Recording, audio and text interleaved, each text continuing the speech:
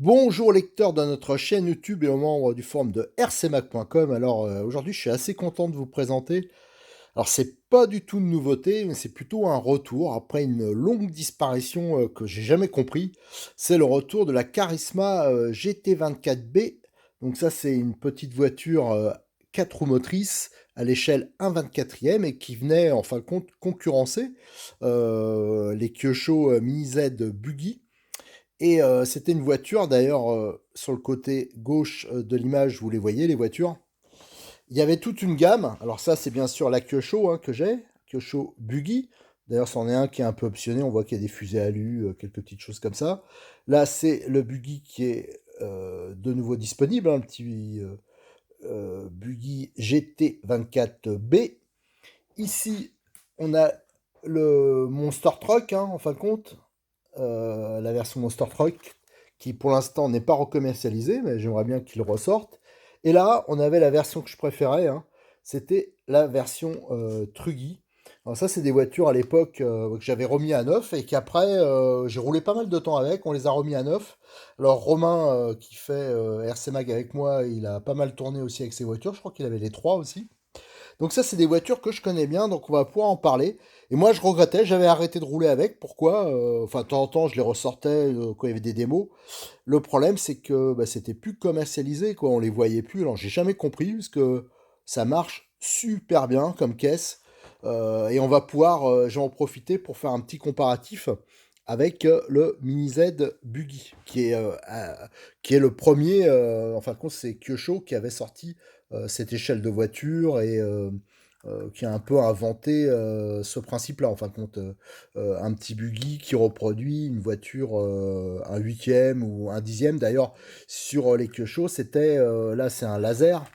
Mais en fin de compte, donc la reproduction plutôt d'une voiture un dixième électrique de compétition. Mais après, ils ont sorti notamment le MP9 à cette échelle, hein, la même voiture, mais qu'ils appelaient Mini MP9.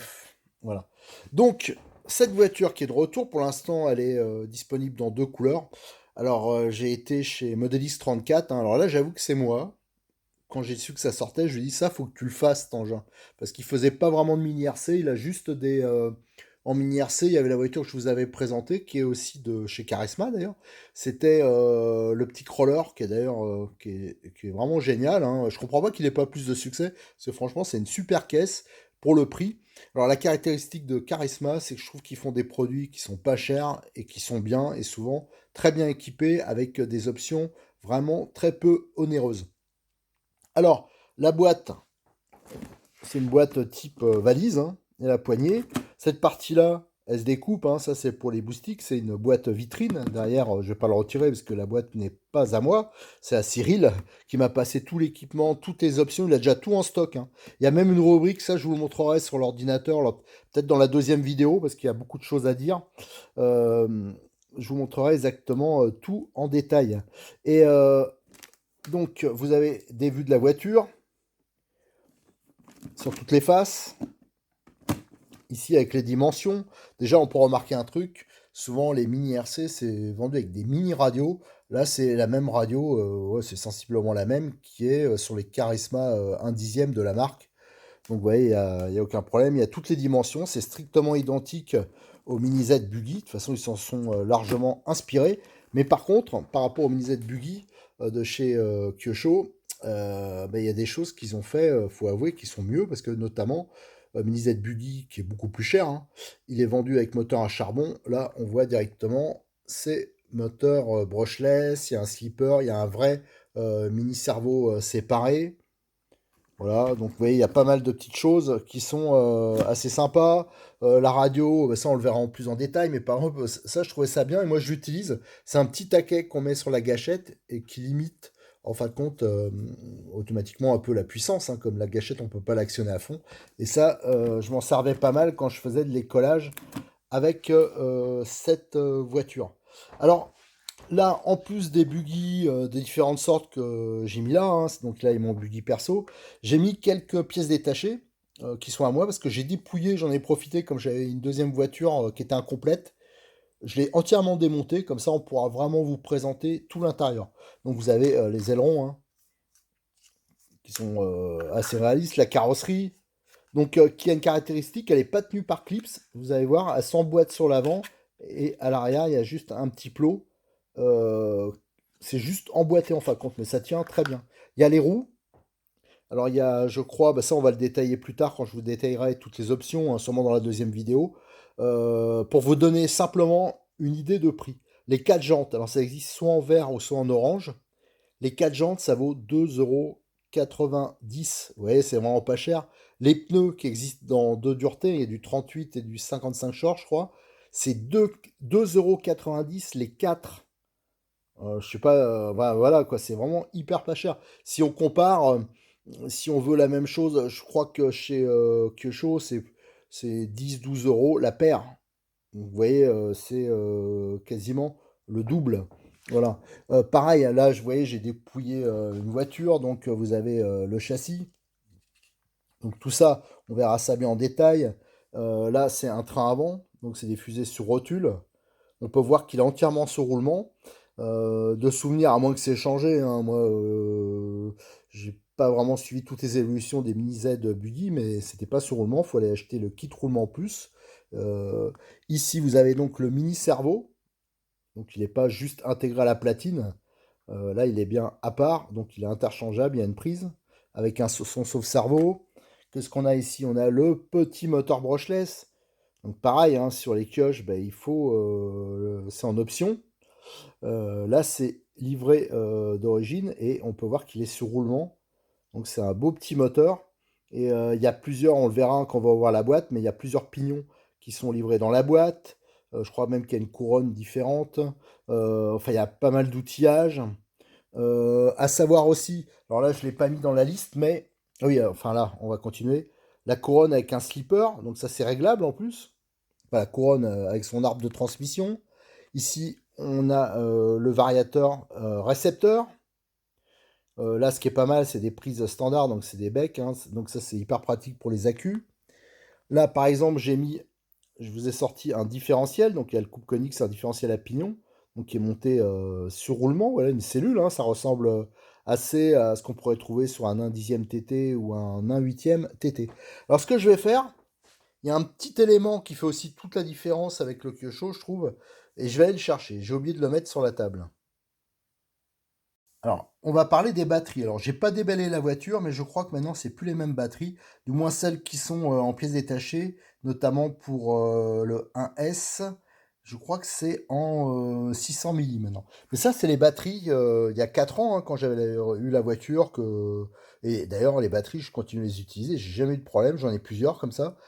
D'origine, c'est livré avec une batterie 1S LiPo. Voilà. Donc ça aussi, c'est une grosse différence avec la Kyosho, parce que la Kyosho, il faut acheter des piles ou des accus qu'on met en dessous. Là, c'est livré d'origine avec le chargeur et la batterie. Donc ça, c'est quand même un énorme plus, quoi. Dans les plus, on peut compter. Alors les roulements, c'est entre parenthèses, que je suis pas sûr que les derniers modèles de Buggy, ils ont peut-être les roulements, on sait jamais, mais en tout cas, moi, sur celui que j'avais eu à l'époque, il n'y avait pas. Et c'était des piles. Là, maintenant, c'est des batteries.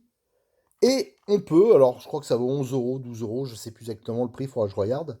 En option, il y a ces batteries-là. Et là, c'est en 2S. C'est-à-dire que la voiture, en modifiant juste le rapport, je crois, on peut passer en 2S. Et là, je peux vous assurer que c'est une balle. C'est même surmotorisé. C'est vraiment, ça va vraiment très, très, très, très vite avec la batterie, l'option 2S. Mais en 1S, c'est déjà pas mal pour s'amuser. Et tout ça, je trouve quand même que pour 129 euros, ça reste quand même hyper raisonnable parce que là, il y a vraiment tout. Il y a même un peu de pièces détachées. Et si on compare, pareil, au Kyosho, hein, le Kyosho, c'est à équipement égal, ce serait largement le double, hein, mais très largement. Et je suis pas sûr qu'on peut mettre une batterie LiPo comme ça dans les Kyosho. À voir, je pense qu'on peut mettre que des éléments, vu la conception, à moins que pareil qu'elle ait évolué, mais si on regarde la conception, c'est deux éléments de chaque côté. Bon, avec une main, j'arrive pas à le retirer. Si, voilà. Là, on a le kyosho, c'est deux éléments comme ça, de chaque côté. Tandis que là, il y a une trappe. Et vous avez, voilà, celui-là, le mien, par exemple, vous voyez, je roulais en 2S. Vous voyez, vous avez une trappe. Donc là, il n'y a pas à s'emmerder avec les piles. Pour la charge, c'est quand même plus facile. Enfin voilà, je trouve quand même que c'est une voiture qui était hyper bien conçue, qui a eu pas mal de succès, mais qui aurait mérité peut-être un challenge ou des choses comme ça pour la lancer encore plus. Et l'avantage aussi, c'est que dans les clubs mini Z, hein, qui ont des pistes mini Z, on peut tout à fait rouler avec parce que c'est strictement la même échelle, la même taille. Allez, maintenant, ce qu'on va faire, c'est qu'on va ouvrir la boîte. Et j'ai ouvert le côté de la boîte. Et dedans, qu'est-ce qu'on va trouver? Trois autres petites boîtes. Hein, c'est le jeu. Hop. Donc ça doit être la radio. Et là, on va retrouver la voiture. Alors, comme c'est une boîte vitrine, ouais, elle est mise un peu en situation, comme si c'était un peu dans un atelier. Donc c'est assez sympa. Et donc là, c'est la version verte. Tandis que moi, celui que j'avais, c'était la version bleue. Mais j'avais la carrosserie de la verte, à part, voilà. Alors tout ça, ça se vend en pièces détachées. On trouve même les carrosseries en version à peindre. Ça vaut une dizaine d'euros. Donc c'est vrai qu'on peut tout à fait personnaliser tout ça. Allez, là, elle est fixée par des colliers. Donc je vais aller chercher une pince et on va sortir la voiture. Alors voilà, j'ai tout déballé. Tout ce qu'on trouve dans les boîtes. Alors là, on a la radio hein, qui est sous blister. Comme j'ai la même radio, je ne vais pas déballer celle-là. Hein, je vous présenterai ma radio à moi. On a la notice qui a changé. Je l'ai comparé par rapport à la notice quand j'ai eu ma voiture. Ça a changé. Pourquoi? Parce que si, il y a eu un changement. C'est au niveau de la propulsion, au niveau de la batterie. Ça, on va le voir. Ici, on a un chargeur. Alors, c'est pas le même chargeur qu'avant. À l'époque, c'était ce chargeur-là qui était livré, qui était valable uniquement pour les batteries 1S LiPo, avec la prise DIN. Et donc, il fallait un chargeur différent si on voulait, avec ce type de câble. Et bien sûr, une prise d'équilibrage pour la batterie 2S. Ici, on retrouve une clé croix, un tournevis, deux pignons différents et une couronne supplémentaire. Ça, c'est un bon point. Les batteries, alors ça, voilà, c'est ça que j'aime bien chez Charisma, c'est que c'est du vrai RTR, c'est-à-dire on arrive à la maison, on ouvre, on a même les piles pour la batterie. Voilà, ça c'est très bien, il n'y a pas marqué comme tous les kits, enfin tous les RTR, généralement il y a marqué qu'il faut acheter ça en plus. Non, là c'est vraiment complet. Et on a cette petite batterie, et en fin de compte, en regardant de plus près, je dis, mince, ils ont mis 7 volts, 7 c'est NIMH. Donc en fin de compte, avant, c'était un S, et c'était en option en 7 volts 4 avec la batterie NIMH, non, LiPo 2S, excusez-moi. Et tandis que maintenant, ben là, ça a changé, c'est la batterie 7 volts 2. Et je crois justement que c'est la batterie, c'est marqué dessus d'ailleurs, du mini crawler que je vous ai présenté dernièrement. Voilà, donc ils ont standardisé. Alors, je pense bien sûr que ça doit être toujours possible de monter des batteries LiPo. Alors, je ferai l'essai, mais ouais, je suis étonné. Alors, l'avantage, c'est que, bien sûr, ces batteries-là, d'ailleurs, on les trouve. Hein, Cyril, il les a en stock parce qu'il vend le MSA 1E. D'ailleurs, elles sont très bien. Moi, c'est une bonne autonomie sur cette voiture-là. Mais on peut voir que la capacité, elle est quand même assez faible. 7 volts 2 NiMH, voilà, donc pourquoi pas? Ça a l'avantage.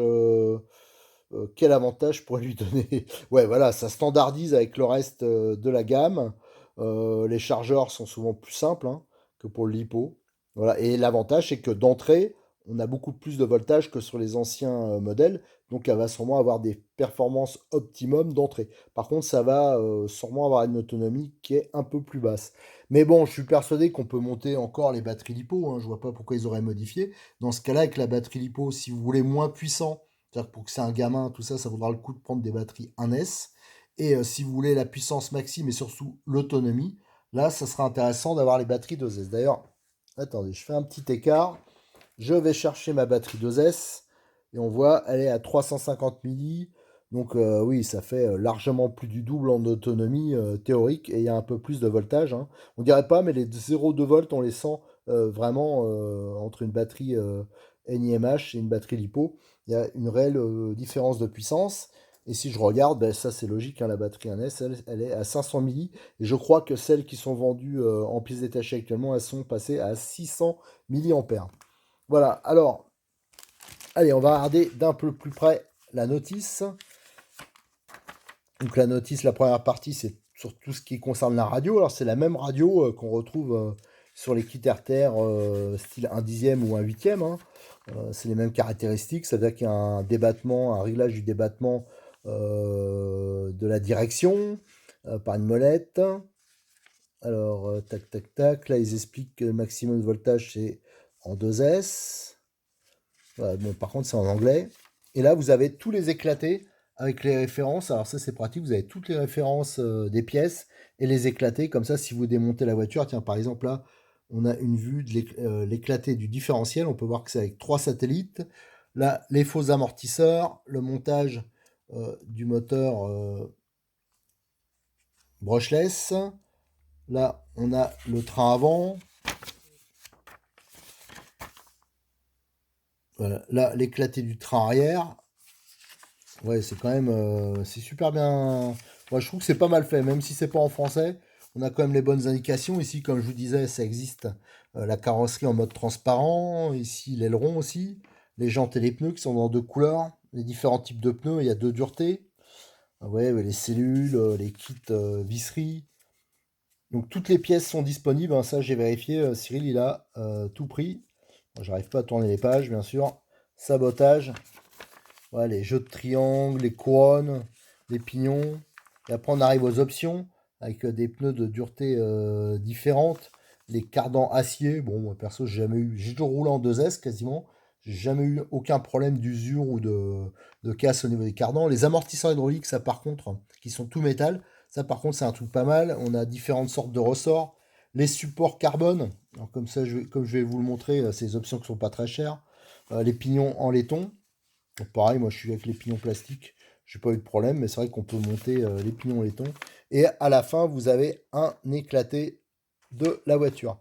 Alors la radio, je l'ai ici.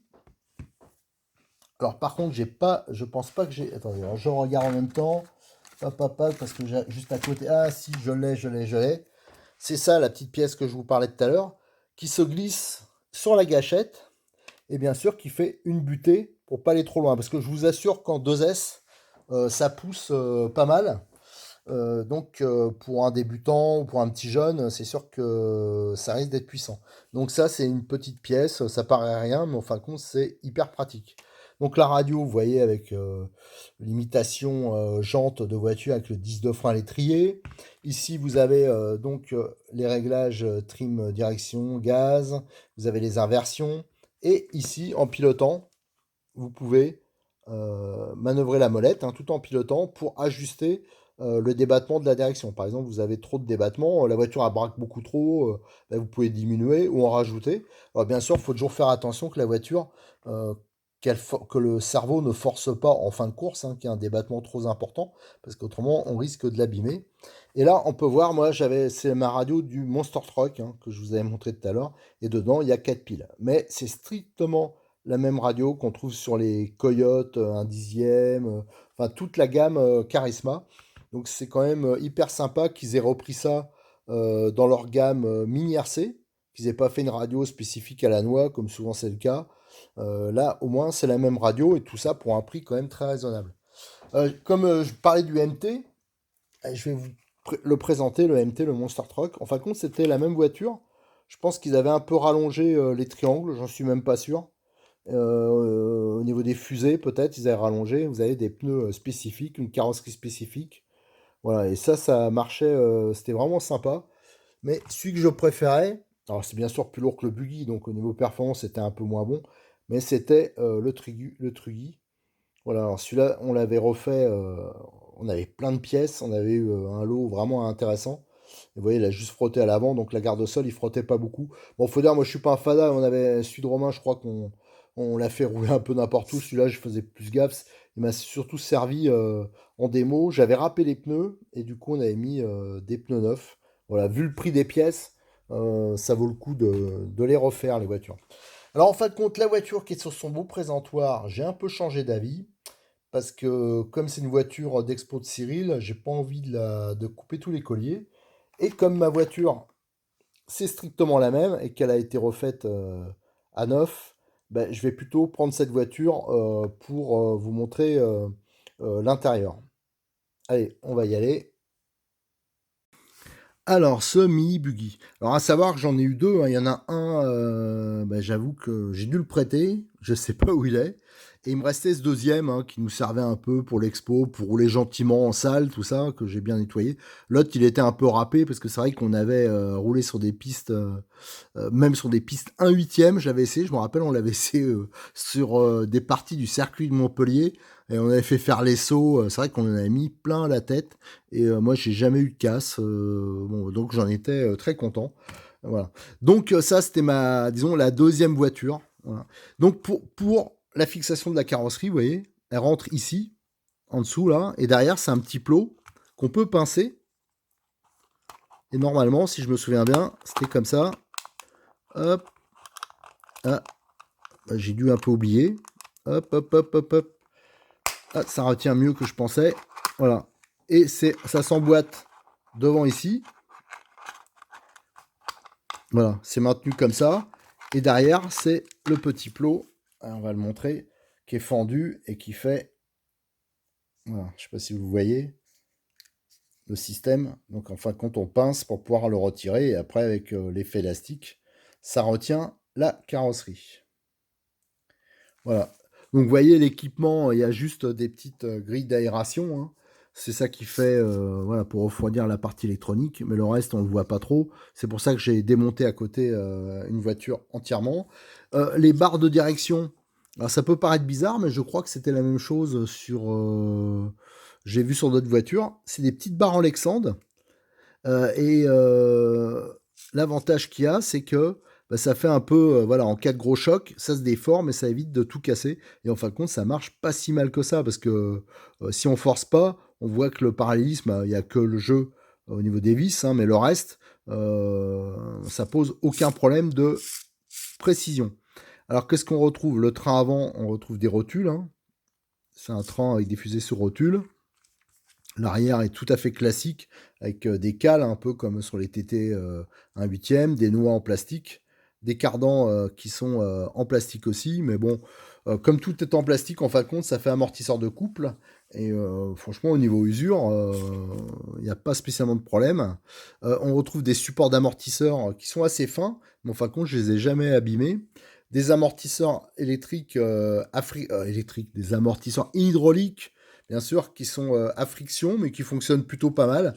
Alors, c'est vrai qu'elle peut avoir un petit côté sautillant, mais ils ont bien taré les ressorts, donc ça veut dire, je sais pas si vous comparez à d'autres voitures que j'ai déjà présentées qui ont tendance à faire boum boum boum comme ça. Là, c'est pas spécialement le cas. Donc c'est pour ça que j'ai jamais à l'époque monté les amortisseurs hydrauliques. Et en plus, surtout, ils valaient une blinde. Alors quand on voit le prix de base et le prix des pièces, mais c'est vrai que j'ai des potes qui l'avaient fait, ça changeait complètement le comportement. Là maintenant, ils recommercialisent les amortisseurs hydrauliques, mais à un prix qui reste élevé pour l'échelle. Mais par rapport à d'autres marques, c'est beaucoup moins cher. Et surtout, là, ça devient à peu près un peu plus raisonnable. Au niveau des pneus, ceux-là, ils sont légèrement râpés, mais c'est pas vraiment des pneus à gros crampons, hein, qu'il y a d'origine. Donc, ils ont l'avantage d'avoir une utilisation qui est très mixte. Mais on peut monter des pneus d'autres marques, hein. Il y en a qui montaient des pneus Kyosho, qui existent avec des plus gros crampons, voilà. Mais là, ce que j'aimais bien ceux-là, c'est qu'en utilisation un peu mix, style rally game, ils sont vraiment nickel. Et sur des revêtements, je veux dire, moi j'avais roulé avec ça. La dernière fois qu'il a dû rouler, c'était à Montpellier, je pense. Bah, j'avais eu aucun problème. Au niveau casse, vous voyez, le seul truc que j'avais eu là, j'ai dû prendre une pète sur l'aileron. Et la deuxième voiture, l'aileron, pareil, je l'avais coupé. Bon, ça c'est pas grand chose et ils valent surtout hyper pas cher. Voilà, donc l'accès, il se fait entièrement en dessous. L'accès notamment à l'interrupteur et l'accès à la batterie. Et vous voyez, c'est une petite glissière comme ça, hop, une petite trappe, et vous avez la batterie qui rentre dedans. Donc ça, c'est nickel. Alors bien sûr, la batterie qu'elle a, c'était celle de la dernière fois que j'ai utilisée, et qui est donc en 2S, c'est pour ça qu'il y a la prise d'équilibrage. Donc si vous le passez en lipo, il faudra bien sûr un chargeur, si vous l'utilisez en 2S. 601S, faites attention, il y a beaucoup de chargeurs bas de gamme qui ne prennent pas en compte ça commence à 2S. En faites attention à ça. Et pour bien sûr charger une batterie lipo, il ne faudra pas utiliser le chargeur qui est livré avec la voiture, hein, qui est spécifique. C'est bien indiqué. Batterie NiMH uniquement. Voilà, voilà, ça évitera quelques petits problèmes. Alors ce que j'aime bien, c'est que c'est une prise bec. Une prise bec, l'avantage, ben, c'est que on les trouve facilement, c'est standard. Sur les chargeurs, souvent quand on achète un chargeur et qu'il y a un fagot de câble avec, ben, souvent la prise, elle y est. C'est la même chose qu'on trouve notamment sur les prises, les réceptions pour les thermiques, tout ça, il y a souvent cette prise-là. Donc c'est un standard. Voilà. Après, ben, qu'est-ce qu'on va faire? Ce que je vais faire, c'est que la vidéo, pour pas qu'elle soit trop longue, on va l'arrêter là. Et sur une seconde vidéo, on va détailler les sachets. J'ai tout pris, tous les sachets, les trucs comme ça, les options. Et on va détailler ça. Et je vais vous détailler aussi un peu les deux autres versions. Parce que s'ils ont ressorti le buggy, je me dis, ben, il y a peut-être des chances qu'ils ressortent le Monster Truck. Et surtout le Truggy, qui est vraiment hyper sympa. Allez, donc je vous donne rendez-vous pour une prochaine vidéo. Je vais la tourner à la suite. Donc sur notre chaîne YouTube et sur le forum de rcmag.com.